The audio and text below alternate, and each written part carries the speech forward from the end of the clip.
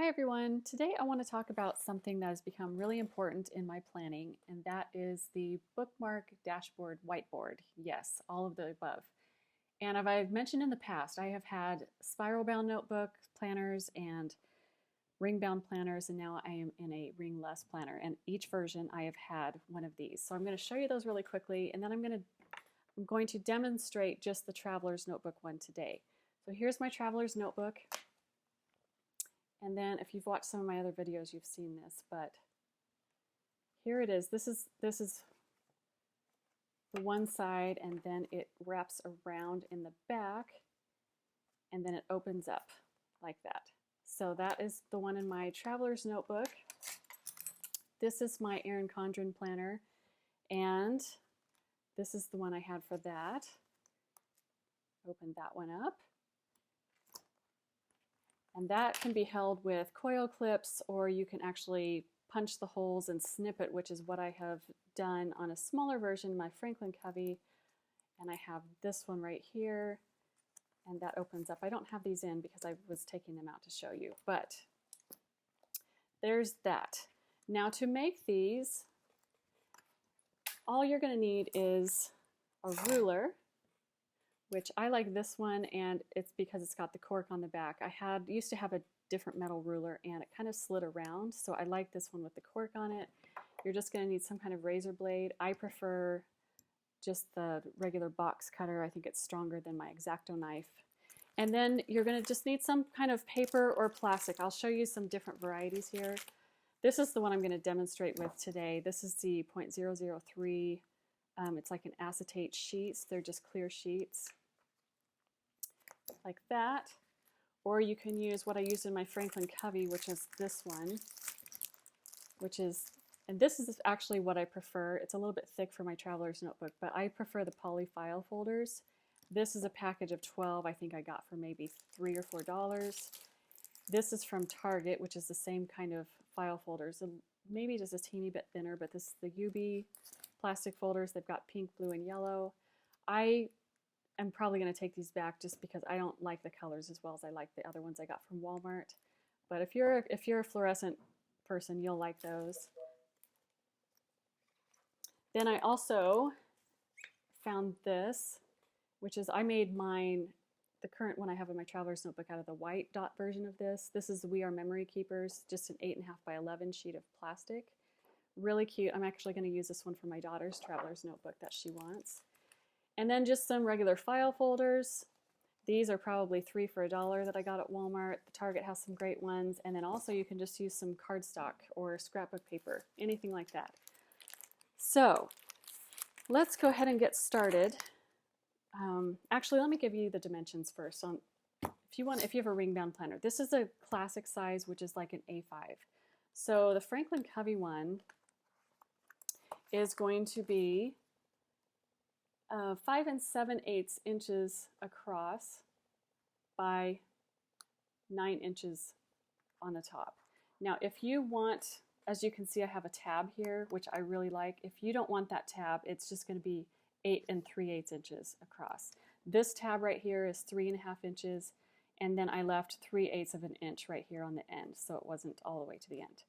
But I really, really, really love this one. I love the color. I just love the feel of it. Like I said, it's probably just a little bit too thick in my Traveler's Notebook. Oh, and sorry, back to this. Also with this one, I just used my 7 punch, or you can punch out 7 holes. The bottom one, as you can see, I kind of messed up on it. It was totally fine. Let me get that frame. But 7 holes, and I did not snip these. The top one you snip, because when you put this in, you want to be able to just flip it out and open. So that's some samples I'll show you in just a minute. But what I did on this is just, if you can see, I did the 7 holes, then I slid it and I cut just a little bit of space in between there at an angle. So it just works out perfect. Then with my Erin Condren, this one, if you can see, I liked the tab thing that I had. It's just a really fast way to turn to the today. So I had mine sticking out, and so mine was 7 by 9 inches, 7 across this way, 9 inches this way. If you don't want that, if you don't want it to stick out, I would probably do more like 6 3/4 by 8 3/4. And then of course, like I said before, you could just put these in with coil clips. I'm not using this planner, so I took my coil clips off, but you can also snip the holes and then just snip it like I did with my Franklin Covey. So there's those two. And let's get started with the tutorial for making one for the traveler's notebook. Now I use a regular size traveler's notebook. So it's going to be 8.5 inches tall. This is 9 inches by 12, as you can see. So you're going to have to cut a little bit off of it from the height. And this just pulls right. This got tissue paper in between each sheet. If you're just wondering what's going on with this, and it's in a pad, so it'll stay all together. So that's nice. Now this is going to have a glare, so I'm going to apologize for that. Now I'm trying to get over my perfectionism. So what I have done is I'm not even going to put a line or anything. I'm just going to measure it on my board. And since it's 8.5 and this is 9, you want your traveler's notebook to be 8 1/4. So let's go ahead and I'm going to stand up to do this. Get your knife. And you're going to push down on the ruler and then just kind of glide the knife. You don't have to kill this paper, it's already dead. It's going to come off really nicely, except that tip that I didn't get. There you go. That is the extent of the cutting. The end. Very simple, right? And then now all you're going to do is you're going to do some folds. Now I'm going to show you a couple different ones that I have done already. This is one, if you want to have it sitting in the middle with equal flaps on the end. That's what you're going to do. You're just going to fold it in the middle, and then all I've done is score it at 4.5 inches and 4 1/4 inches. So I leave about 1/4 of an inch in here. That's dependent on your pages. You might want to just do 1/8 of an inch.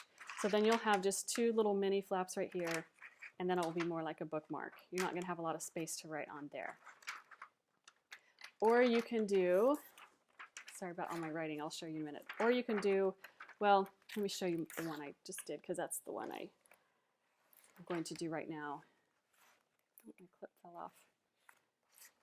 Is this one? This is the one I prefer, where it's just got a little teeny dashboard over here, and then it's got a big flap right here where you can put Post-its and lists and write on it and stuff, which I will show you in just a minute. So that's the one I prefer, which I'm going to do right now. So because of the dimensions, you are going to have to, of course, double check all this with your traveler's notebook. But what you're going to do is at 4 1/4 inches, you're going to fold it. And again, I am not going to be perfectionist here. I'm just going to measure it, and I'm just going to score it with my metal ruler. That's it. So now I can fold it. And then you're going to do the other one also at another 4 1/4. Actually, let me fold this so I can get a really good fold. Let's do this professionally. Just kidding. You can use a bone folder or whatever you have back at your scissors. I just use my ruler since that's handy. We're going to do the same exact thing over here.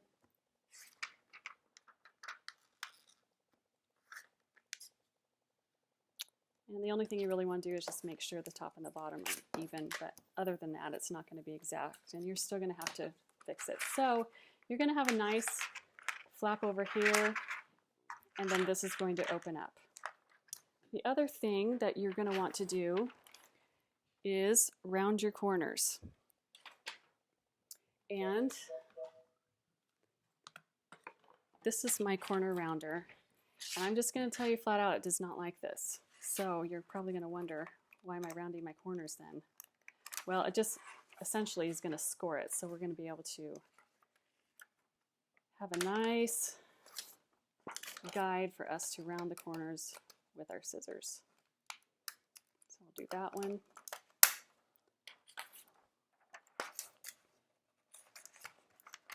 Sorry for the noise. I'm sure this is loud and crinkly, but you know, it's all for a good cause.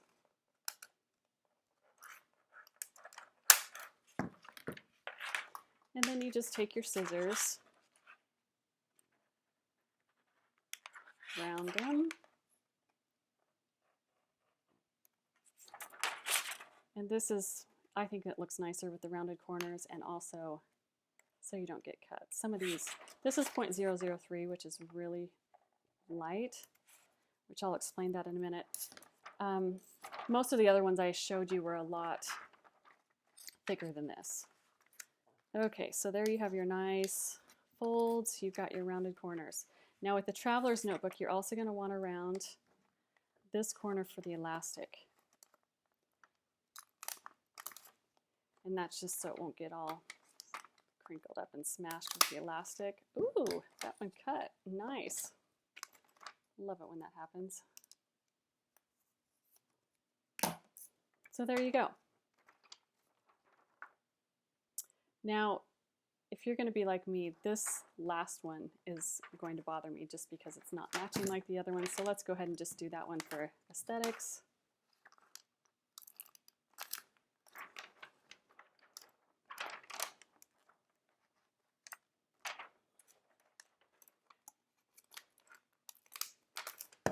There we go. Okay, let's cut that really quick.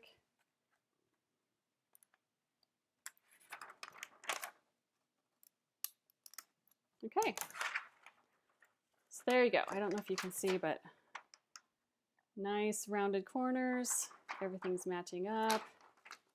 Actually, it's this way because this is going to be your shorter one. Most people are right-handed, so you're going to want the bigger flap on the outside. If you're not, you know, go ahead, knock yourself out. Do it however you want. And then you're just going to have to make sure it's going to go around. Now, I don't finish off my insides of my inserts. I don't sew them. I don't staple them. I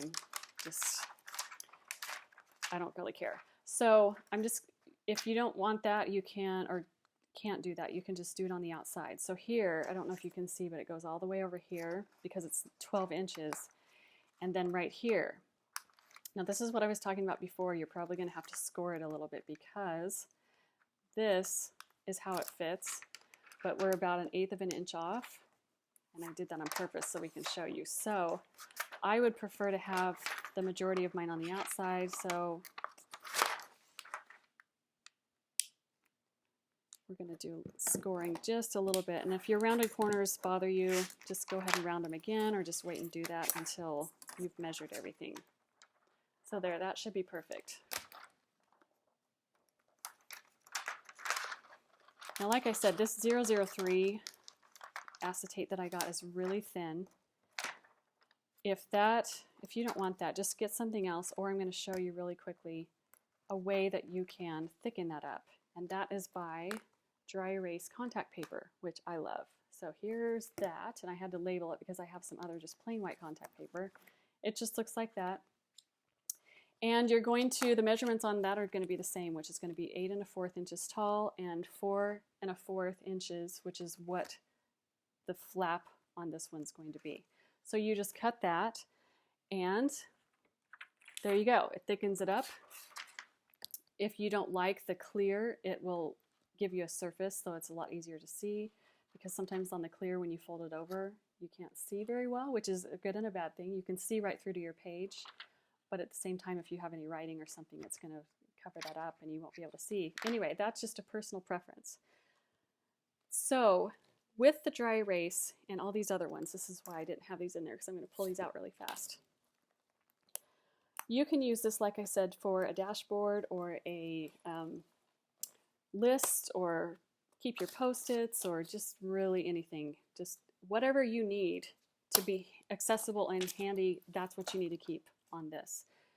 So what I have done, and this is what another thing I really like, are these big Post-it lists, this stick. I have noticed that on the plastic, for sure, the Post-its are the ones that they stick the best. The other ones are going to fall off in a few days. I've had this one stuck on here for months and it has not fallen off. So I would, if it was me, I'd only stick with the Post-it brand, but that's just my personal opinion. So with the bookmark, you can put that on the page that you're on, the week that you're on, the month that you're on. You can really just put it wherever you want. You open it up and you can have anything you want on your dashboard. Now, if you want it to be even more versatile, then I'm going to show you the whiteboard part of it. Now, there's a couple different, like I said, a couple different ways to do this. This is a folder that I laminated. This is not my favorite thing. This is my favorite surface, but it works just fine. Sorry about the glare. I'm going to try and make sure that you can see these. So here is, I just used different markers, which they're all right here. I used Sharpie Fine and an Ultra Fine, the dry erase chisel, which is the big tip like that, and then use a regular dry erase fine and then a wet erase, and we're going to talk about that in a minute as well. So as you can see, they all show up pretty well with the exception of the green one. That's just because of the color, which is the ultrafine Sharpie. So it really is just going to depend on how big your planner is, how big your dashboard is, on what you want to use. Now, with the dry erase, let's talk really quick about the dry erase versus the wet erase. I don't know about anybody else, but I could not figure out the life of me. What is the difference between dry erase and wet erase? And clearly I'm pretty slow, because I thought it had something to do with the composition of the marker ink. No, it has nothing to do with that. It has to do with the way it actually erases. Dry erase, wet erase. Okay, so there you go. So dry erase is not going to be what you want, and here's why. On every single one, all you have to do is take your finger and it just erases. This one is actually stained pretty well. The reason with that is because if you are writing, your hand is going to come over here and it's going to erase it, and you're not going to want it to erase. So dry erase is not what you want to use. So even that's, there you go. So dry erase means you can just erase it with anything, cloth, your finger, whatever. Wet erase is actually going to take water, or you can use rubbing alcohol, but it just erases with water. I'm going to show you, of course, you can use any kind of cloth. I prefer microfiber. I'm sure a lot of other people do. I'm going to show you my favorite. This is, let me see if I can show you the brand. Probably can't see that. This is a Smarty cloth, which is microfiber on one side. As you can see, I've used it. And then it's got silky on the other side. This is actually for screens and probably for sunglasses, or just regular glasses, which I do use it for that. I have probably 4 of these floating around. But I have found that they're really good on these boards as well. So as you can see, I've used it. It is washable. I have hand washed this. I have not machine washed it. And then I keep it folded just like it comes, which is why the folds are still there. So this is my favorite cloth to use. I'm going to show you how it erases. Well, first of all, I don't know if you can see this. You probably can't. But the wet erase, like I said, is what you're going to use, or the Sharpie on this. The wet erase on the dry erase paper, it is fine and it doesn't erase, as you can see, but it does kind of ball up on the dry erase page, where just on this plain plastic it's completely fine. I don't know if you can see that. It's probably hard to see. The dry erase chisel, well, I don't know if they make wet erase chisels, so I don't know if that's going to be an option, but you can check that out. But as you can see, the wet erase fine and the dry erase fine, there's quite a bit of difference between the thickness on there, as well as the Sharpie fine and the Ultra fine. The Sharpie fine and the wet erase fine look the same to me. So if you have very thin handwriting, you're probably going to want to use Sharpie Ultra fine. Anyway, let me go ahead and erase some of these for you and show how, when you use Sharpie or the wet erase, how to, there you go. So as you can see, that's also going to, water will erase the wet erase, and I use rubbing alcohol to erase the Sharpie as well. Another technique to erase the Sharpie is to use a regular dry erase marker. Just scribble over it, and there you go. Now it's going to be like your regular dry erase board, where you're going to get some dots and stuff and some, leftover smudges, but no big deal. But anyway, I think it's brilliant. I think this just makes it so much more versatile to have a writing surface, a place to stick all your lists and post-its and everything else. Now I probably would not use this in my planner as a grocery list because I don't want to have my planner open as I'm walking through the store. I want my grocery list and things at the store on the outside. But I would use this for a lot of other things, just, you know, maybe some normal things I need to buy that add to my list or something like that, or maybe just some chores to do for my house, things like that. Anyway, I hope this helps. Just figure out what planner you're using and what you want to use this for, but I think this is just a really great, versatile solution for your planner. I hope this helps someone, and happy planning. Thanks for watching.